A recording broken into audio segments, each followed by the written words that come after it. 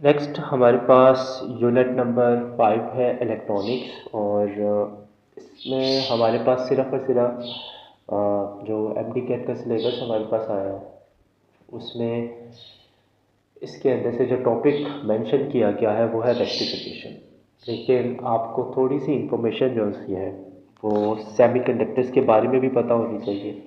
तो थोड़ा सा हम सेमीकंडक्टर्स को डिस्कस करेंगे और फिर उसके बाद जो सा है हम लोग रेक्टिफिकेशन में आ जाएंगे, क्योंकि रेक्टिफिकेशन के अंदर आपके पास डायोड इस्तेमाल होते हैं और डायोड हमारे पास सेमीकंडक्टर से मिलकर बने हुए होते हैं। तो सबसे पहले देखते हैं कि हमारे पास सेमीकंडक्टर्स जो से हैं उनको सेमीकंडक्टर्स सेमीकंडक्टर्स हमारे पास दो तरह के होते हैं। ठीक है, एक हमारे पास होता है intrinsic semiconductor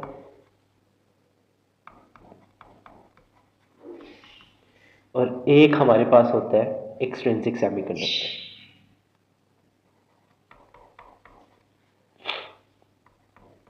extrinsic semiconductor intrinsic semiconductors कौन से होते हैं?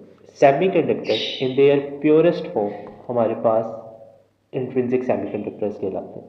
तो जो आपके पास प्योर सेमीकंडक्टर्स होते हैं वो एक्चुअली हमारे पास इंट्रिंसिक सेमीकंडक्टर्स कहलाते हैं। और जबकि हमारे पास जो इम्प्योर सेमीकंडक्टर्स होते हैं, हमारे पास जो इम्प्योर सेमीकंडक्टर्स होते हैं वो हमारे पास एक्सट्रिंसिक सेमीकंडक्टर्स कहलाते हैं। ठीक है, फर्दर हमारे पास इनमें किसी भी किस्म की कोई भी डोपिंग नहीं होती। डोपिंग का मतलब होता है इम्प्योरिटी का ऐड करना, नो डोपिंग। और जबकि हमारे पास जो एक्सट्रिंसिक सेमीकंडक्टर्स हैं ये आपके पास डोप्ड होते हैं।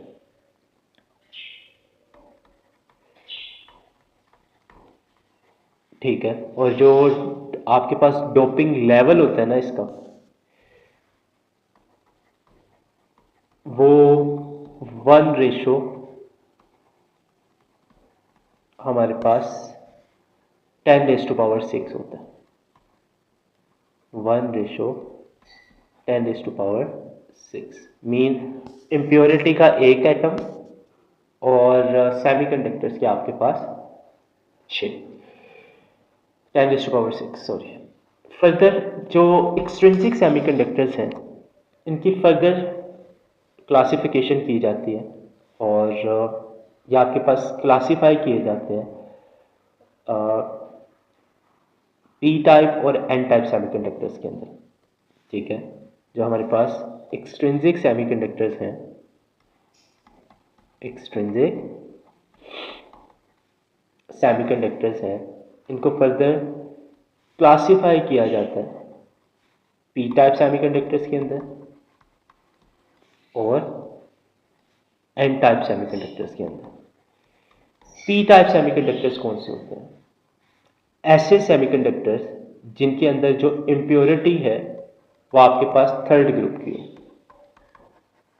इम्प्योरिटी हमारे पास किस ग्रुप की होती है? थर्ड ग्रुप की होती है। मीन एक ऐसा एलिमेंट इम्प्योरिटी के तौर पर ऐड किया जाता है जिसके वैलेंस शेल के अंदर हमारे पास 3 इलेक्ट्रॉन्स होते हैं। और जबकि एन टाइप सेमीकंडक्टर जो है इसमें जो इम्प्योरिटी होती है वो हमारे पास ग्रुप 5 की होती है।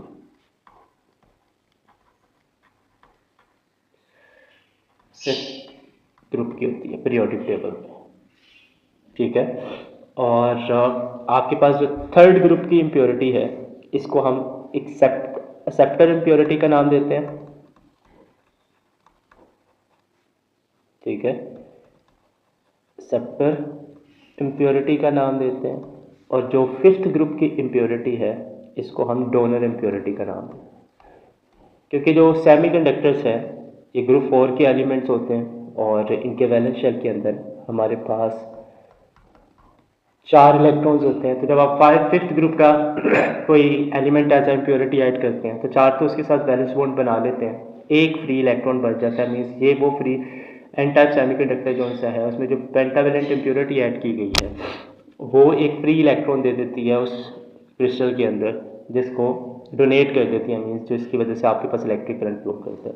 और जबकि थर्ड ग्रुप के केस के अंदर आपके पास एक होल बच जाता है, मीन्स डेफिशिएंसी बच जाती है जहाँ इलेक्ट्रॉन की, मीन्स वो एक और इलेक्ट्रॉन एक्सेप्ट कर सकता है जिसकी वजह से उसमें से इलेक्ट्रिक करंट फ्लो करता है। फर्दर आपके पास जो पी टाइप सेमीकंडक्टर्स हैं इसमें जो मेजॉरिटी चार्ज कैरियर्स हैं वो होल्स हैं। मेजॉरिटी चार्ज कैरियर जो है वो हमारे पास होल्स हैं। जबकि जो एन टाइप सेमीकंडक्टर है इसमें जो मेजॉरिटी चार्ज कैरियर है हमारे पास वो फ्री इलेक्ट्रॉन्स होते हैं। मेजॉरिटी चार्ज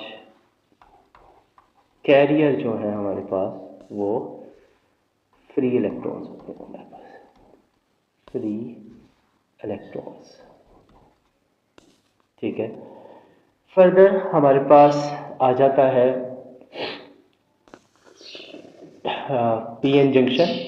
और पी एन जंक्शन में क्या होता है कि हमारे पास एक एन टाइप सेमीकंडक्टर को और एक पी टाइप सेमीकंडक्टर को मिलाकर हमारे पास पी एन जंक्शन बनाया जाता है। ये जो आपके पास बाउंड्री है इसको हम लोग पी एन जंक्शन का नाम देते हैं। इसकी एक साइड हमारे पास पी टाइप है सपोज और दूसरी साइड हमारे पास एन टाइप है। और अगर आप इसके मेटेलिक टर्मिनल्स साथ कनेक्ट कर देते हैं तो ये जो मेटेलिक टर्मिनल्स के साथ पी एन जंक्शन है, इस मेटेलिक टर्मिनल के साथ पी एन जंक्शन को हम लोग नाम देते हैं डायोड का। ठीक है। ये आपके पास पहले पी एन जंक्शन था और p n junction with metallic terminals, with metallic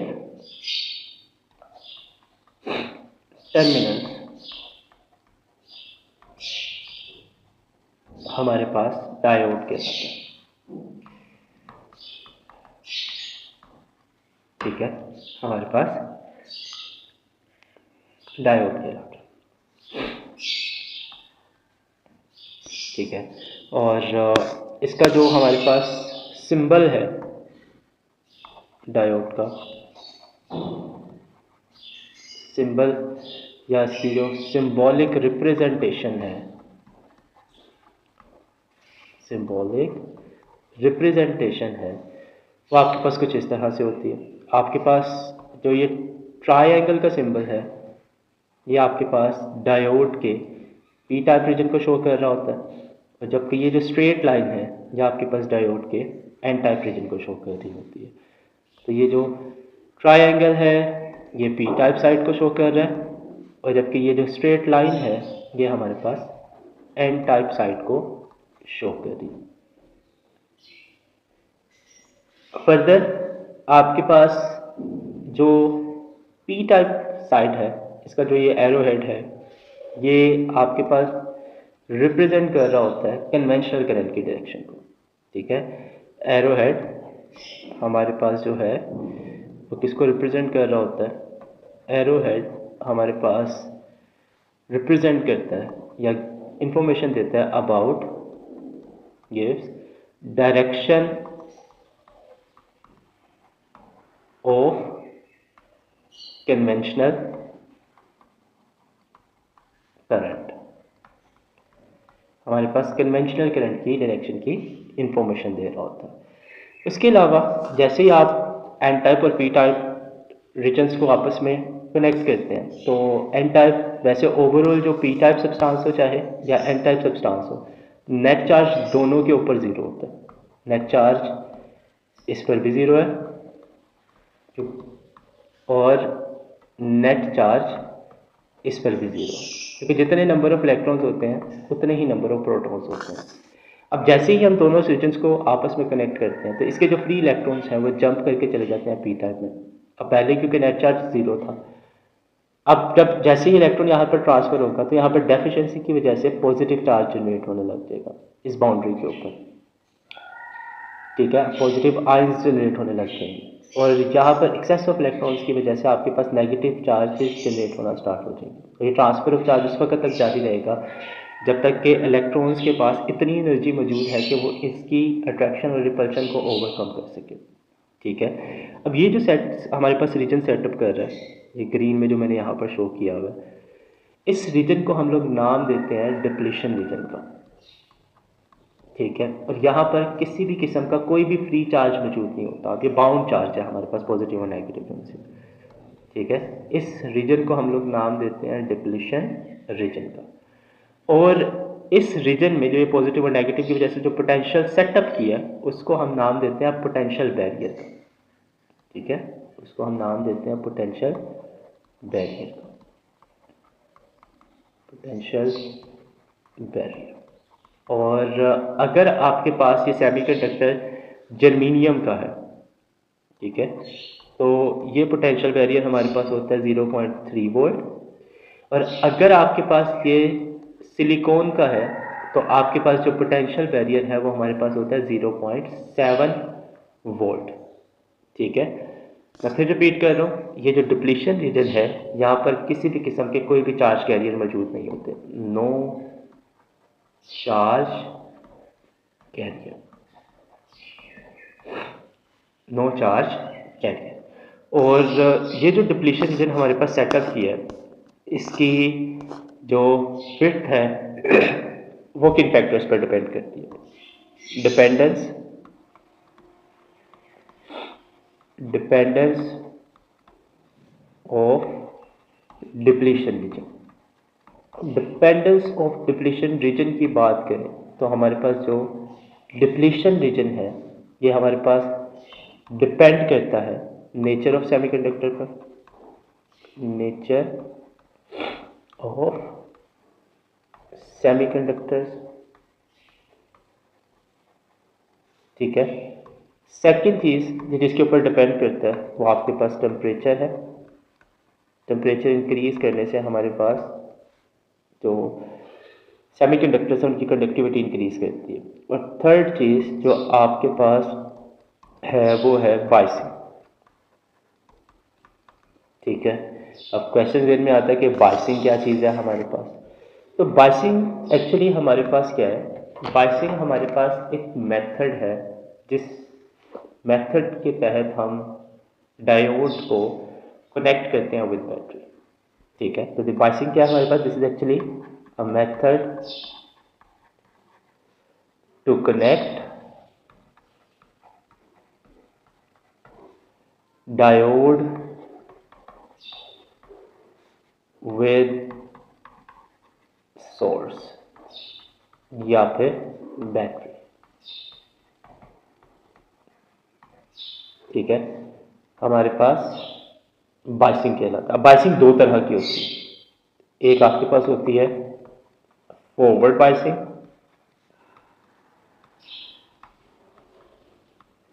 और एक हमारे पास होती है रिवर्स बाइसिंग।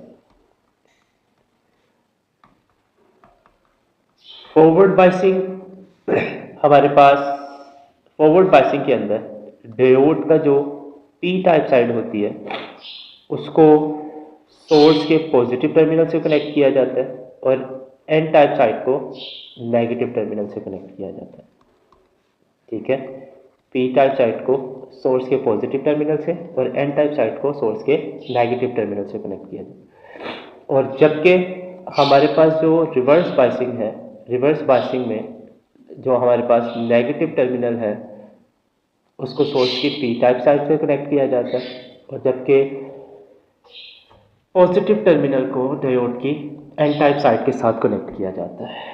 अब जब भी आपके पास बाइसिंग की जाती है तो बाइसिंग से आपके पास जो डिप्लीशन रीजन है उसमें क्या फ़र्क पड़ता है, ये देखते हैं, ठीक है। डिप्लीशन रीजन में हमारे पास क्या फ़र्क पड़ेगा,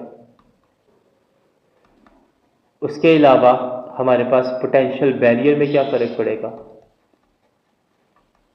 पोटेंशियल बैरियर में क्या फ़र्क पड़ेगा, उसके अलावा रेजिस्टेंस में क्या फ़र्क पड़ेगा, ऑपोजिशन जो है हमारे पास, और तीसरी चीज़ जो सॉरी चौथी चीज़ हमारे पास करंट में क्या फ़र्क पड़ेगा।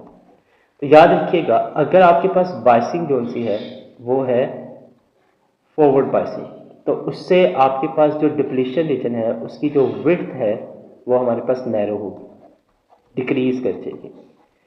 ठीक है, जबकि अगर आपके पास रिवर्स बायसिंग है तो रिवर्स बायसिंग के केस के अंदर जो डिप्लीशन रीजन है उसकी जो विड्थ है वो हमारे पास इंक्रीज कर देगी, मीन वो वाइड हो जाएगी मजीद।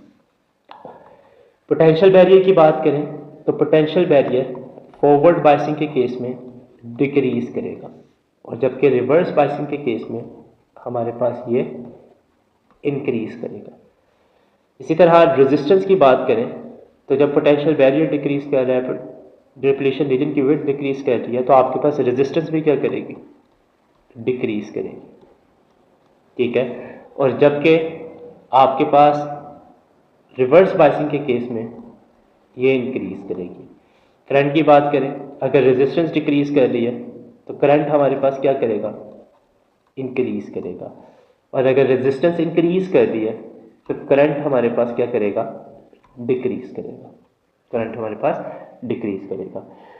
तो ये आपके पास इन फैक्टर्स के ऊपर अफेक्ट है ऑफ बायसिंग। मज़ीद इसमें अगर आप इनके ग्राफ देखें तो ग्राफ में हमारे पास कुछ, फॉर एग्जांपल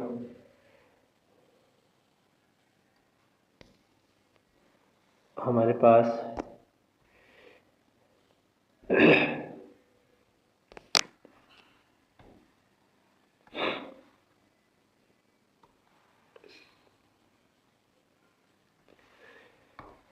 जो आपके पास फॉरवर्ड बायसिंग है उसका ग्राफ हमारे पास कुछ इस तरह से होगा। मीन पहले आप वोल्टेज इंक्रीज करेंगे, ये आपके पास ग्राफ है between current end voltage V. तो करंट ज़ीरो रहेगा जब तक पोटेंशियल बैरियर के बराबर वोल्टेज नहीं हो जाता। जैसे ही आप पोटेंशियल बैरियर से ज़्यादा होना स्टार्ट करेंगे तो करंट आपके पास लीनियरली इंक्रीज करना स्टार्ट कर देगा।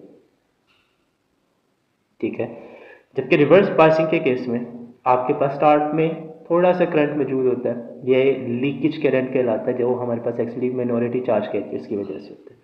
और उसके अलावा आप वोल्टेज इंक्रीज करते जाएं, करंट के ऊपर कोई फ़र्क नहीं पड़ेगा, करंट के ऊपर कोई फ़र्क नहीं पड़ेगा। लेकिन एक सर्टेन वोल्टेज पर जाकर आपके पास करंट रैपिडली इंक्रीज करेगा, करंट हमारे पास रैपिडली इंक्रीज करेगा। तो यहाँ पर ये जो राइट हैंड साइड है ग्राफ की, ये हमारे पास रिप्रेजेंट कर रही है फॉरवर्ड बायसिंग को। ठीक है, और जो ये लेफ्ट हैंड साइड है ये हमारे पास रिप्रेजेंट कर रही है रिवर्स बायसिंग को। और यहाँ पर ये जो करंट है ये आपके पास लीकेज करंट कहलाता है। ठीक है, और ये किसकी वजह से होता है, मिनोरिटी चार्ज कैरियर्स की वजह से होता है। ठीक है, और ये आपके पास किसको रिप्रेजेंट कर रहा होता है, पोटेंशियल बैरियर को। ठीक हो गया, और ये वोल्टेज जिसके ऊपर आपके पास करंट रैपिडली इंक्रीज करता है ये हमारे पास ब्रेक डाउन वोल्टेज कहलाता है, ब्रेक डाउन वोल्टेज कहलाता है।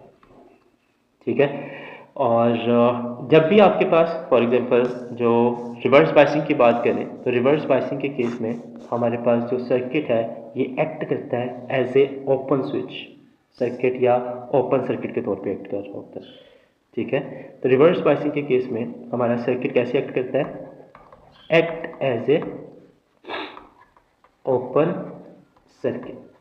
और जबकि फॉरवर्ड बायसिंग के केस में हमारा सर्किट एक्ट करता है as a closed circuit, act as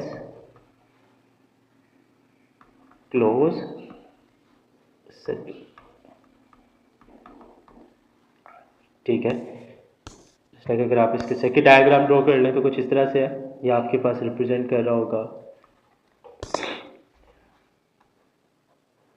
ये आपके पास रेजिस्टेंस आ गई, open circuit, positive negative and this आपके पास रिवर्स बायसिंग के केस में। और जबकि फॉरवर्ड बायसिंग के केस में ये हमारे पास एक्ट करेगा as a close circuit, just like this. आपके पास क्लोज स्विच के तौर पर एक्ट करेगा। चैप्टर नंबर 18 में ये आपने टॉपिक पढ़े हुए हैं।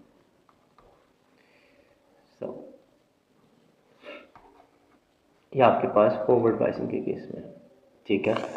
और अगर आप आइडियल केस की बात करें ना, तो आइडियल केस में हमारे पास जो फॉरवर्ड बायसिंग है उसका जो ग्राफ है वो तो ऐसे ही होता है, लेकिन जो रिवर्स बायसिंग है उसमें थोड़ा सा चेंज आएगा। वो चेंज क्या होगा? देखो, फॉरवर्ड बायसिंग तो हमारे पास इसी तरह से स्ट्रेट, पोटेंशियल बैरियर के बाद स्ट्रेट।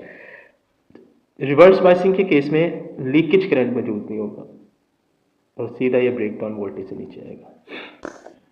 तो ये आपके पास इन केस आइडियल केस है जिसमें किसी किस्म का कोई लीकेज करंट मौजूद नहीं होता, और ये आपके पास रिवर्स बायसिंग की साइड है और ये आपके पास फॉरवर्ड बायसिंग की साइड है। ग्राफ हमारे पास करंट और वोल्टेज के दरमियान है। तो ये कुछ हमारे पास बेसिक सी इंफॉर्मेशन थी रिगार्डिंग सेमीकंडक्टर्स एंड डायोड्स, ठीक है। अब हम चलते हैं अपने मेन टॉपिक की तरफ, और मेन टॉपिक हमारा है रेक्टिफिकेशन, ठीक है। और रेक्टिफिकेशन हमारे पास क्या है? रेक्टिफिकेशन हम लोग कहते हैं conversion of alternating current into direct current, ठीक है। Conversion of AC into DC हमारे पास रेक्टिफिकेशन कहलाती है। और ये जो रेक्टिफिकेशन है हमारे पास बच्चों, ये हमारे पास की जाती है with the help of diode, और डायोड हमारे पास रेक्टिफायर कहलाते हैं। और जो डायोड्स होते हैं हमारे पास, वो हमारे पास एक्ट करते हैं एज रेक्टिफायर, मीन जो रेक्टिफिकेशन कर रहा है हमारे पास उसके तौर पर एक्ट करते हैं। इसलिए ये पिछली सारी डिस्कशन इसलिए की गई है कि अगर आपके पास इससे रिलेटेड क्वेश्चन आता है तो डेफिनेटली रेक्टिफिकेशन के अंदर हमारे पास डायोड इस्तेमाल हो रहे हैं और वो डायोड से रिलेटेड हमसे क्वेश्चन पूछ सकता है। फर्दर हमारे पास जो रेक्टिफिकेशन है इसकी दो टाइप्स हैं, या इसकी क्लासिफिकेशन की जाती है दो कैटेगरीज के अंदर। एक हमारे पास कहलाती है half wave rectification, half wave rectification, ठीक है। और एक हमारे पास कहलाती है full wave rectification, full wave rectification कहलाती है। अब अगर आप हाफ वेव की बात करें तो हाफ वेव रेक्टिफिकेशन जो सी है, ये आपके पास टाइप ऑफ रेक्टिफिकेशन है जिसमें ऑल्टरनेटिंग करंट की सिर्फ एक साइकिल जो सी है वो डायरेक्ट करंट के अंदर कन्वर्ट होती है, ठीक है। आपके पास 1/2 of cycle of AC converted into DC, ठीक है। और जबकि जो फुल वेव रेक्टिफिकेशन होती है, इस रेक्टिफिकेशन के अंदर हमारे पास AC के दोनों हाफ जोन से हैं वो आपके पास कन्वर्ट होते हैं DC के अंदर। Both half of AC converted into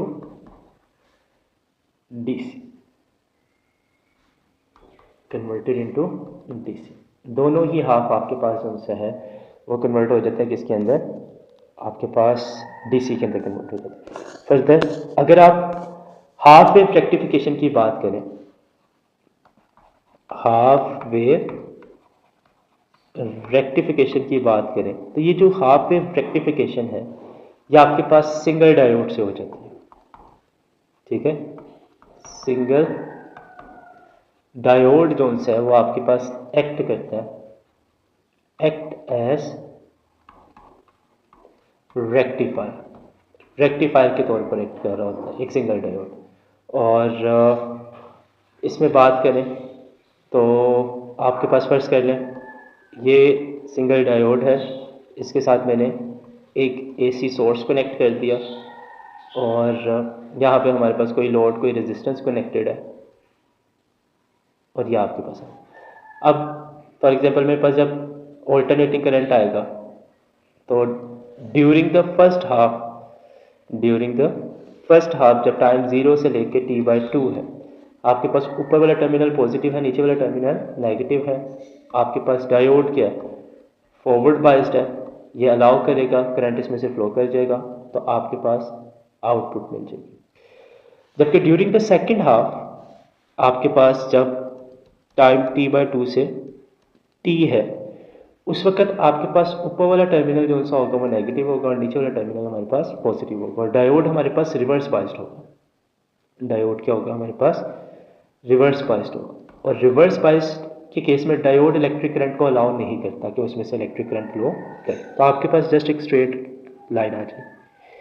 ठीक है, आपके पास क्या आ जाएगी, एक स्ट्रेट लाइन आ जाएगी। तो ये जो आपके पास आउटपुट प्रोड्यूस हो रहा है इसको हम लोग रिपल का नाम देते हैं। ठीक है, ये आपके पास रिपल हमारे पास कहलाता है। और इसी तरह अगर आप फुल वेव की बात करें, फुल वेव रेक्टिफिकेशन, तो जो फुल वेव रेक्टिफिकेशन है वो आपके पास किस तरह से होगी। फुल वेव रेक्टिफिकेशन जो सी है वो हमारे पास दो तरह से की जा सकती है। एक है बाय यूजिंग टू डायोड्स। ठीक है, बाय यूजिंग टू डायोड्स, ये जो अरेंजमेंट होती है इस अरेंजमेंट को हम लोग नाम देते हैं सेंटर टैप रेक्टिफायर का। ठीक है, सेंटर टैप रेक्टिफायर का नाम देते हैं, जिसमें आपके पास जो दो डायोड्स हमारे पास इस्तेमाल हो रहे होते हैं। ठीक है, जिसमें हमारे पास दो डायोड इस्तेमाल होते हैं उसको हम लोग नाम देते हैं सेंटर टैप रेक्टिफायर का। ठीक है, और इसका अगर आप सर्किट डायग्राम देखें तो आपके पास एक ट्रांसफॉर्मर है, ये एसी सोर्स कनेक्टेड है, बीच में मीडियम आ गया और दूसरे ट्रांसफॉर्मर के साथ हमारे पास दो डायोड्स लगे हुए।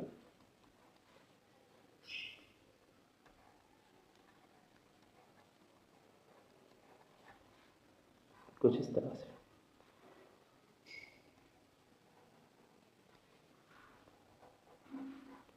ठीक है, और एक हाफ के दौरान एक डायोड फॉरवर्ड बायस होगा, दूसरे हाफ के दौरान दूसरा डायोड जो सा हमारे पास फॉरवर्ड बायस होगा। ठीक है, तो फॉर एग्जांपल पॉजिटिव हाफ के दौरान मेरे पास ये D1 फॉरवर्ड बायस है, नेगेटिव हाफ के दौरान मेरे पास D2 जो सा है वो फॉरवर्ड बायस हो जाएगा। तो आपके पास दोनों ही केसेस के अंदर इलेक्ट्रिक करंट फ्लो करता रहेगा। ठीक है, दोनों ही केसेस के अंदर आपके पास इलेक्ट्रिक करंट फ्लो करेगा और आपको जो आउटपुट है वो मिल रही होगी। और दूसरा जो मेथड है हमारे पास वो है ब्रिज रेक्टिफायर। ठीक है, तो आपके पास क्या है, ब्रिज रेक्टिफायर। सेकंड हमारे पास आ जाता है ब्रिज रेक्टिफायर, ये जो पीटीबी की किताब के अंदर हमारे पास डिस्कस किया गया मेथड। ब्रिज रेक्टिफायर के अंदर हमारे पास चार डायोड्स का कॉम्बिनेशन इस्तेमाल किया जाता है। ठीक है, 4 डायोड्स के थ्रू हमारे पास रेक्टिफिकेशन की जाती है by using 4 diodes, by using diodes. अब इसकी जो अगर आप अरेंजमेंट देखें तो इसकी अरेंजमेंट कुछ इस तरह से है कि आपके पास 4 डायोड्स हैं और उन चारों डायोड्स को आपने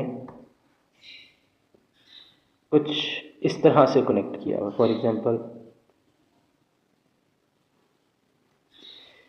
मेरे पास एक डायोड यहाँ पर कनेक्टेड है,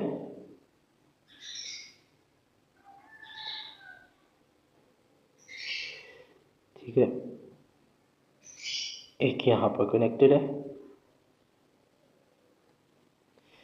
इस तरह एक डायोड यहाँ पर कनेक्टेड है और एक डायोड यहाँ पर कनेक्टेड है।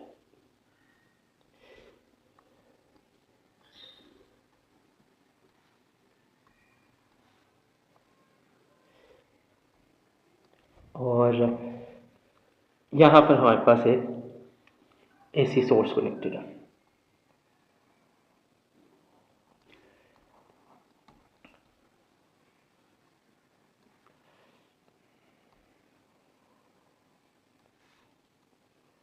ठीक है, और ये आपके पास लोड आ गया। अब इस केस में क्या है कि जैसे मैंने आपको पहले बताया कि आपके पास फॉर एग्जांपल इनपुट आ रही है alternating current during the first half of its time period. मेरे पास ऊपर वाला टर्मिनल पॉजिटिव है, नीचे वाला टर्मिनल नेगेटिव है। मीन्स ये पॉजिटिव के तौर पे एक्ट कर रहा है और ये नेगेटिव के तौर पे एक्ट कर रहा है। और मैं इनको लेबल कर देता हूँ। फॉर एग्जांपल ये D1 है, ये आपके पास D2 है, ये आपके पास D3 है और ये आपके पास D4 है। For example 1 2 3 4। और इसमें है क्या, अब during the first half of its cycle तो आपके पास ऊपर वाला टर्मिनल पॉजिटिव है, नीचे वाला टर्मिनल नेगेटिव है। तो आप देखें कि आपके पास जो डायोड 1 है उसका जो P टाइप है वो हमारे पास किसके साथ कनेक्टेड है, उसका P टाइप हमारे पास कनेक्टेड है पॉजिटिव टर्मिनल के साथ। और अगर आप डायोड 2 को देखें तो उसका N टाइप जोन्स है वो हमारे पास कनेक्टेड है किसके साथ, नेगेटिव टर्मिनल। मीन्स इस वक्त हमारे पास जो डायोड फॉरवर्ड बायस्ड है वो D1 और D2 है। अब इलेक्ट्रिक करंट कैसे फ्लो करेगा, आपको करंट फ्लो करवाना आना चाहिए इसमें से, ठीक है। बाजू का उसने इस तरह के सर्किट्स दिए हुए होते हैं और उससे पूछता है कि बताओ ये फुल वेव रेक्टिफायर है या नहीं। तो डायोड्स की अरेंजमेंट बड़ा मैटर करती है। लाजमी नहीं है कि इस तरह का हर दिखाई देने वाला सर्किट आपके पास फुल वेव रेक्टिफिकेशन कर सकता हूँ। अब जैसे फॉर एग्जांपल इस केस में देखें तो आपके पास कन्वेंशनल करंट की डायरेक्शन की बात करें तो कन्वेंशनल करंट हमारे पास स्टार्ट करेगा पॉजिटिव टर्मिनल से, इस पॉइंट पर रहेगा। इस पॉइंट पर आके ये तो रिवर्स बायस्ड है D4 और D3, तो वो इलेक्ट्रिक करंट D4 की तरफ तो नहीं जा सकता, वो किसकी तरफ मूव कर जाएगा, D1 की तरफ मूव कर जाएगा।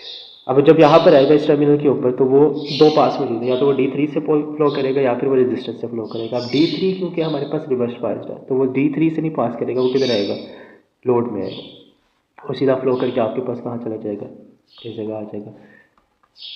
अब अगेन D4 या D2 हमारे पास फॉरवर्ड बायस्ड है और D4 हमारे पास रिवर्स बायस्ड है, तो लिहाजा करंट आपके पास फ्लो करके D2 में आएगा। अगेन D3 हमारे पास रिवर्स बायस्ड था, यहाँ पर नहीं जाएगा और आपके पास करंट फ्लो करके वापस कहाँ चला जाएगा, सोर्स में आ गया। अब ड्यूरिंग द सेकेंड हाफ जब टाइम आपके पास T/2 से लेके T है, ऊपर वाला टर्मिनल नेगेटिव, नीचे वाला टर्मिनल पॉजिटिव। अब ये नेगेटिव है, ये पॉजिटिव है। अब इस केस के अंदर अगर आप देखें तो जो डायोड D1 और D2 है ये रिवर्स बायस्ड है और जो डायोड 4 और 3 है ये हमारे पास फॉरवर्ड बायस्ड है। तो अब अगर आप कन्वेंशनल करंट की डायरेक्शन देखें तो आपके पास करंट फ्लो करेगा, स्टार्ट फ्रॉम पॉजिटिव फ्लो करना स्टार्ट किया, इस पॉइंट पर आया। D2 क्या है हमारे पास, रिवर्स बायस्ड है, इधर से तो नहीं जा सकता इलेक्ट्रिक करंट, D3 से फ्लो कर जाएगा हमारे पास। इधर D1 क्या है हमारे पास, रिवर्स बायस्ड है, D1 से नहीं जा सकता, इसलिए वो कहाँ पर आ जाएगा, लोड में आ जाएगा, ठीक है। तो यहाँ से फ्लो करके वो इस डायरेक्शन में जाएगा स्ट्रेट आउट।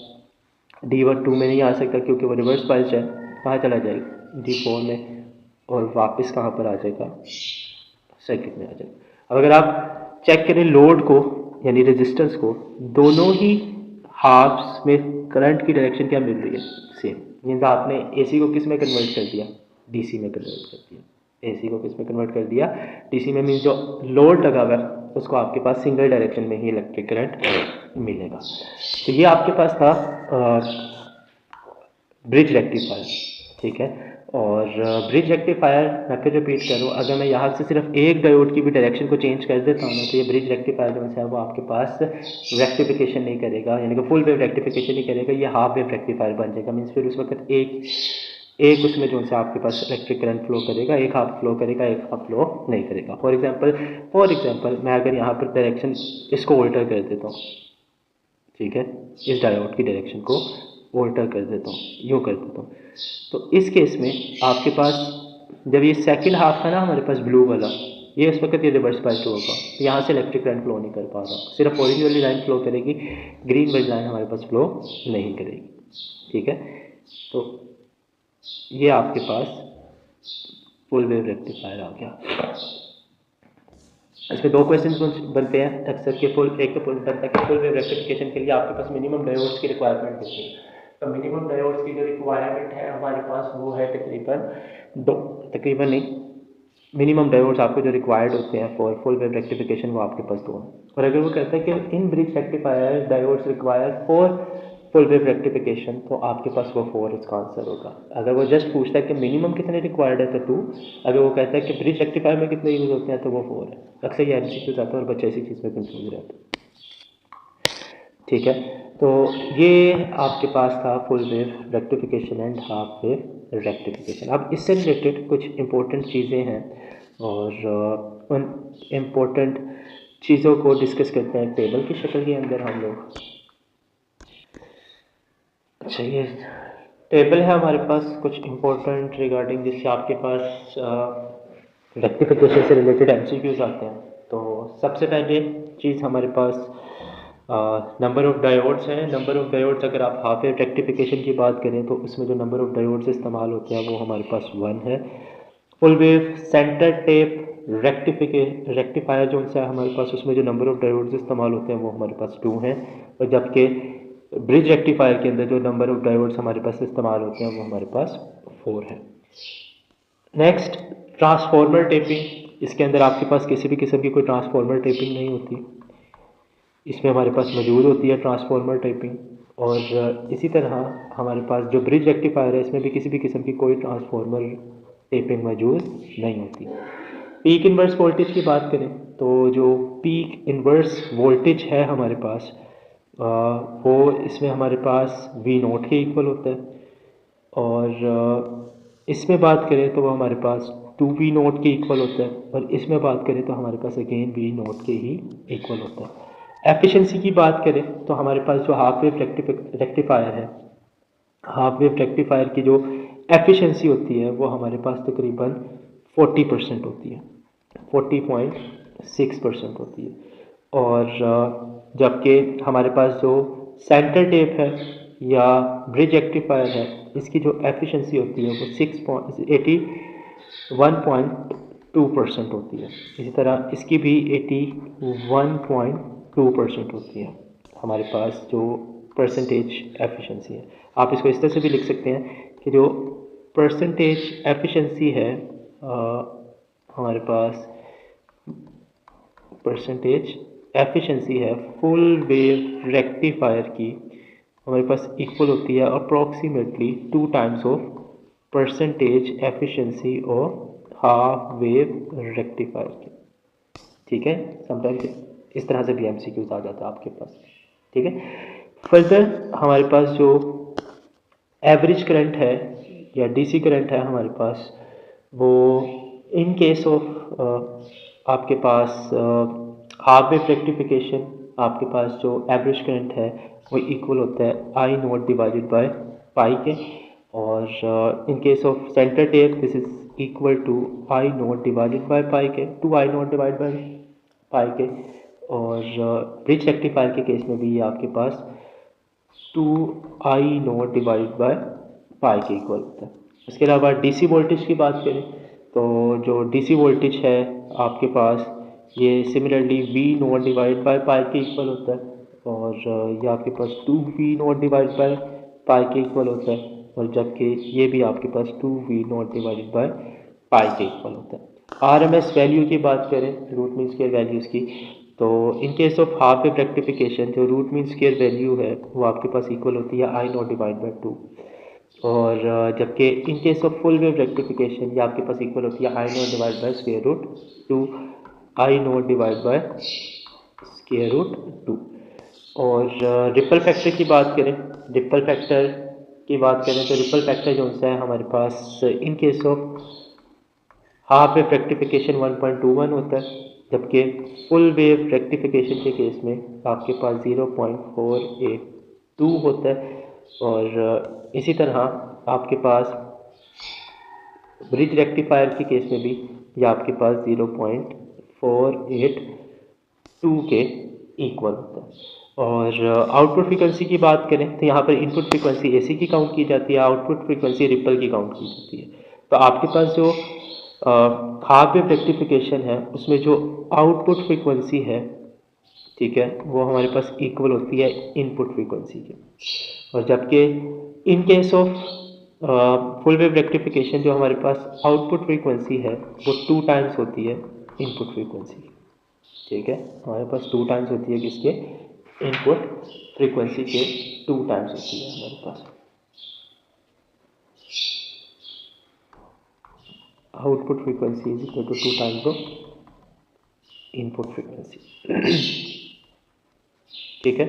और ये आपके पास था रिपल फैक्टर। और रिपल फैक्टर की अगर आप बात करें ना तो ये जो रिपल फैक्टर है ये एक्चुअली हमारे पास रेशो होती है, हमारे पास क्या चीज़ है, ये रेशो है between RMS value of the AC component to the DC component, ठीक है। AC और DC कंपोनेंट की जो RMS वैल्यूज़ होती हैं उनकी रेशो को हम क्या नाम देते हैं, रिपल फैक्टर का नाम देते हैं, और इसको आमतौर पर हम लोग रिप्रेजेंट करते हैं सिग्मा सिंबल के साथ, ठीक है, इसको हम रिप्रेजेंट करते हैं सिग्मा सिंबल के साथ, ठीक है।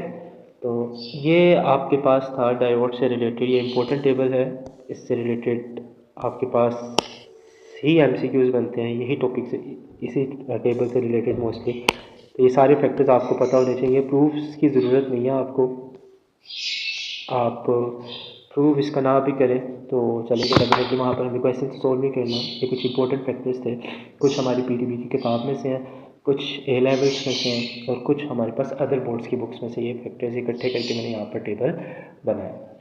तो इस टेबल को आपने अच्छे से मेमोराइज़ करना है, मोस्टली क्वेश्चन जो से होते हैं वो इसी टेबल से रिलेटेड आते हैं हमें। एक और MCQs भी हमारे पास आता है कि आपके पास ये पल्स रेटिंग जो DC बन रहा है हमारे पास, जैसे अगर आप आउटपुट चेक करें तो आप इसकी जो आउटपुट होगी वो कुछ इस तरह से होगी, जैसे आपके पास स्ट्रेट लाइन आई, देन आपके पास लूप बनेगा DC का, और आपके पास ये पल्स रेटिंग एक DC बना होगा। इसको आप स्मूथ किस तरह से कर सकते हैं, तो इसको स्मूथ करने के लिए आपके पास जो पल्स रेटिंग DC है उसको स्मूथ करने के लिए हम लोग जो सर्किट इस्तेमाल करते हैं उस सर्किट को हम लोग नाम देते हैं फिल्टर सर्किट का, ठीक है। तो जो पल्स रेटिंग DC है हमारे पास, DC जो है उसको स्मूथ करने के लिए हमारे पास जो सर्किट इस्तेमाल होता है उसको हम लोग नाम देते हैं फिल्टर सर्किट, ठीक है। ये पॉइंट आपने याद रखना है, ये भी आपके पास पास पेपर MCQs है, इवन आपके बोर्ड के एग्ज़ाम में भी ये क्वेश्चन आया हुआ है, ठीक है। तो ये आपके पास मज़ीद एक पॉइंट आपने इसमें ऐड कर देना है।